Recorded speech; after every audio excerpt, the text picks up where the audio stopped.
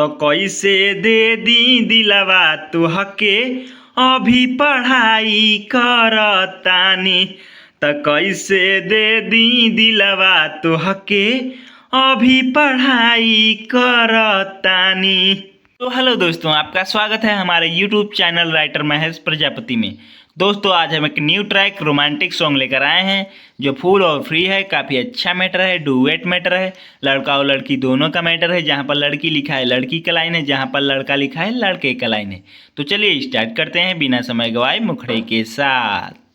और तोहरा फेरा में घूमतानी रनिया, कबले तू बनबू हमार कनिया। और तोहरा फेरा में घूमतानी रनिया, कबले तू बनबू हमार कनिया।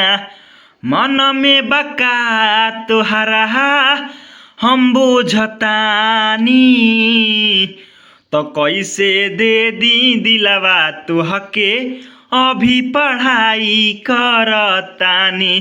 तो कैसे दे दी दिलवा तुहके अभी पढ़ाई करतानी।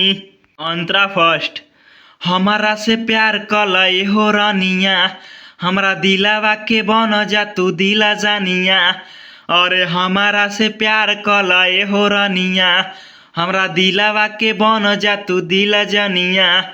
जमन देख तारा सपना साकार ना होई, जाके दोसर देख तोहरा से प्यार ना होई। तोहरा से बात हम कहतानी।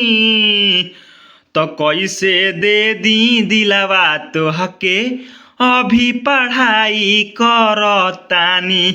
तो कैसे दे दी दिलवा तुहके अभी पढ़ाई करतानी।